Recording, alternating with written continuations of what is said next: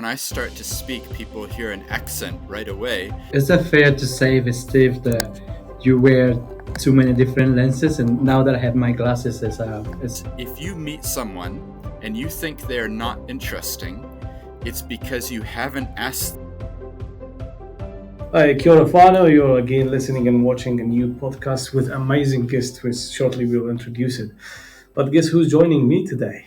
Luis. How are you, Luis? yeah, I'm really good. It's been a while since I've been online, and really happy to be co-hosting this episode today, and especially because we've been thinking about, you know, co-hosting together and interviewing people that are actually doing the same mahi that we want to do, and those board directors, and how we can understand those ecosystems that we need to grow. So our platform has been on for 4 years now, and we are at that level where we need to grow, and in order to grow we need to network and meet that sort of people. And our guest today is one of those people that will help us to understand how the ecosystem works, what has been done in the past, what sort of work needs to be done.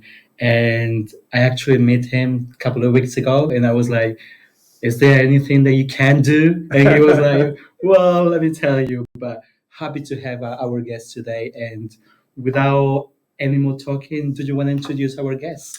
Absolutely, which I'm also interesting once we connected to us to this amazing guest. So let's welcome him and find out the story more. Yeah, let's find out what our guest has to bring today. Yeah. Here we go. Steven. How are you, Steven? I'm doing really well. Kia ora. It's nice to be here. I'm so excited to be able to talk with you. Thank you so much. Steven, look, I have heard so much from my friend here, Luis, about you and your Mahi. So we are really excited to find out more from you about you and your story. So I want to ask you first questions about to you, and also to introduce to our audience and the people who are watching this podcast. Can you tell us a bit about your background and who you are?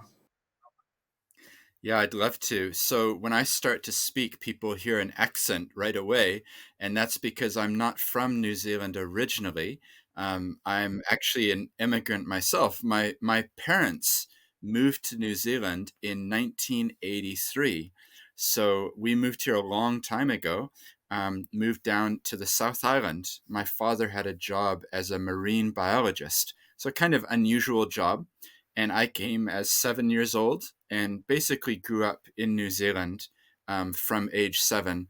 But I've also lived in 6 different countries. So I've lived in Chile, in South America, Australia, Japan, England, America, and New Zealand. So Wow. kind of international background and focus. That's really awesome.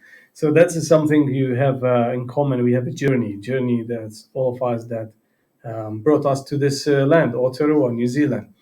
So, Stephen, from your experience in this international background you have, I'm really interested. What you have learned from all those languages and cultures that you have been through? Yeah, that's a great question. I think for me, my mother was from Panama, so I grew up learning some Spanish. And I think then I moved to Japan and I learned Japanese. And for me, having another language is about realizing that there's different ways of describing the world, and therefore different ways of thinking about the world. So I think as an immigrant and someone who's lived around the world, it's almost like a superpower to look at something and say, that's bread, but it's also pan, different word, same thing. And that's important. It's been important in my life when I come to thinking about my worldview. I'm able to have kind of a different perspective because I've experienced so many different cultures and lived in so many places. And I think that gives me a richness and an appreciation of other people who are coming from different backgrounds. So I really enjoy it. Is that fair to say, Steve, that you wear too many different lenses? And now that I have my glasses, is a thing that I can say that you put on your glasses and say, like, now I can see the issue in a different with the different glasses with the different lens, which is really rare to see, because we are fixed into different boxes. and to find someone like yourself, it's pretty unique. But just moving to the Mahi, to the work that you do here in Aotearoa, could you just like let us know what sort of work you're doing and why are you doing what you do? Yeah, so I studied at Canterbury University and I became a lawyer. So don't hold that against me. Lawyers sometimes have bad reputations, but I view the law and being a lawyer as a catalyst for change because someone can come to me with an idea and I can help them set up a charity or set up a company or do something that gives their dreams a reality.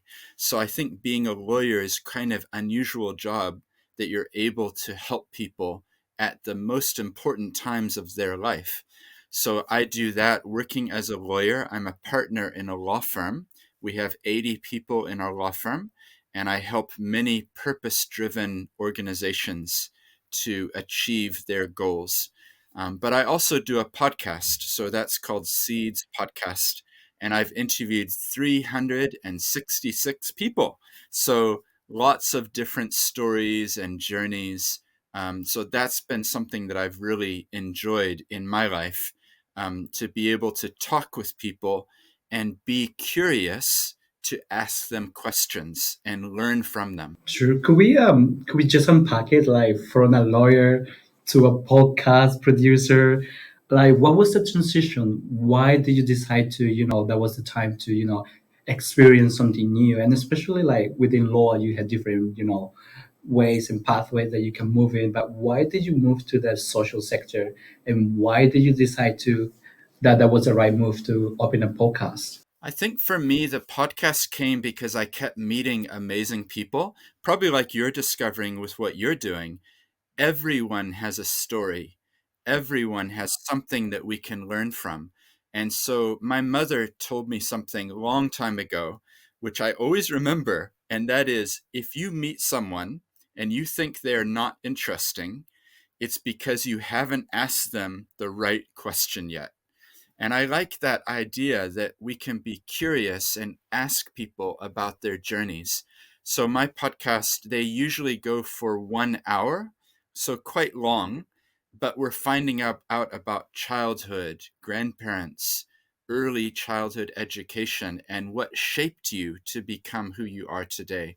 So I know it sounds a bit strange because this is a lawyer doing a podcast, but for me, they connect because the people I interview are doing amazing things, and then I can help them set up some new initiative or some company or some charity. So to me, it's all integrated together. It's not separate things.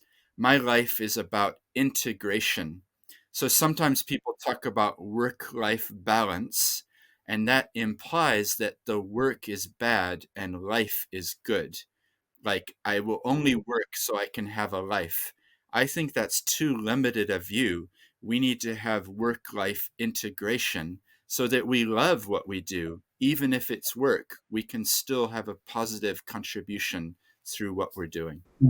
Yeah, and one of the things that I've been learning from Steve is what you said is so right. It's like if you meet someone and you don't think that he's interesting, then you haven't asked the right question. But the other thing that I learned from Steve was there's always an opportunity to network. There's always an opportunity to collaborate, even with someone that you say, could be a lawyer. And us working in the social sector, I'm like, how could I collaborate? Like, tell me like an initiative that I can jump in and just work together. And that's an amazing thing that I learned from Steve from different corridor that we had. Yeah, that's absolutely. And the other things, what you mentioned just, Stephen, that everyone have a story, and that's where I really agree on that. That's where also we're finding in our podcast that people come through. They have different journeys and stories, and that is which a lot of these things is inspiring because we need to know beyond the title of the person, beyond uh, what is this title. That one title that do not define the person, but the whole story when they be told by themselves. So podcast is one of the way. Yeah, and speaking of the podcast, I heard that a conference is coming up, Yeah. which I'm really excited, and I really want to hear more about it and how the idea came about, what's going to happen during the day, how can people register for it, and yeah, Steve, like let us know. Yeah, I'd love to tell you. So this is an idea that I had to actually get some of the guests from Seeds Podcast to join me online. And so I thought, how can I do this?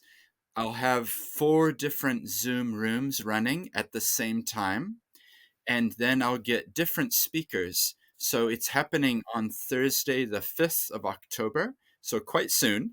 And there's a website called seedsconference.nz, which is, I think, scrolling down below. Right now, there's 328 people who've signed up to attend. It's very low cost. In fact, for people listening, if you click the scholarship button, it means that you get in at no cost, and I'm happy to welcome anybody. So there will be 27 sessions running for like half hour, 45 minutes, and then there will be about 80 panelists. So each session will have 4 or 5 or 6 people talking about their journey. So some examples will be food waste reduction, leadership in sports, governance, former mayors of Christchurch talking about what it's like to be mayor. So really diverse range of people sharing some of their stories. And yeah, it's going to be one day, and we'll record everything so that people can watch it later in case they missed something. That's really fantastic, Stephen. So I just want to question regarding the conference. Is this open for any age? Is it youth targeted? Yep, anyone can join. Yep, and it's actually happening during the school holidays, so even school students are welcome to join. Like I said, if you go to the website, there is a way you can click scholarship. If you don't do that, it's only $20 to join, but I've made enough money from it, so I just want to cover my cost, basically. So yeah, anyone is welcome to join. And my hope is that you'll be challenged and you'll maybe make some new connections. One Zoom room is only about community. So it's people gathering together, and they'll be able to talk with each other and have some breakout rooms. So it's not just watching a screen the whole. Sounds amazing. And I guess one of the questions that I just came to my mind is like, why online and not in person? I would like to do it in person one day, but morning tea, lunch, afternoon tea, it gets quite expensive. And also, this online version means I have people joining as speakers from Europe, from America, from New Zealand, all over.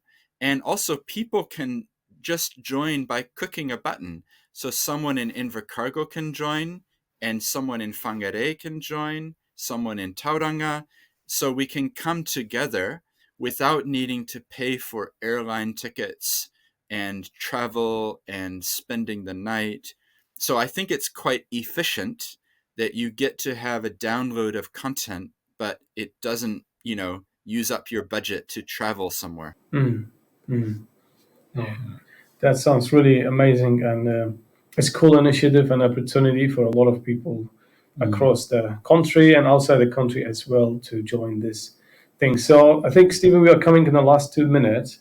If Luis, you don't have a question, we will open up for the message. Final remarks. Yeah, I don't have more questions, and I look forward to the conference. Absolutely. Kodran and I are attending as trying to help out behind scenes. So looking forward to the conference and to network and meeting everyone there. That's great. So, Stephen, what's your message to the audience and the people who are listening and watching this podcast? I think from my perspective, I think everything that you're doing matters, and you may not see the result right away. You might not see the result next week or next month or next year, but the work that you do to support society and help each other, it has long-term impact. So don't become disillusioned or frustrated if you don't see the results right away. Keep working hard, and remember, it's when you plant a seed, it takes time to grow, and then you can sit in the shade. So have a long-term perspective on all the work that you do, and then it will have much greater impact. Wow. Oh, I was the same. I was like, That's such a great metaphor to finish off this section. And we'll invite anyone next Thursday on the 5th of October to join the SIT conference. It will be online. There are scholarships. All the information will be available online. We'll be sharing that. So share that with your network. Anyone that you think could be, potentially be interested or could benefit anyone, they're more than welcome to join the conference. And yeah, we're just looking forward to it. Absolutely. So, Stephen, thank you so much for all the mahi and the work you're doing. And we're very looking forward for the conference. And thank you for your time and generosity to join us for this podcast and sharing this background and also the work you do.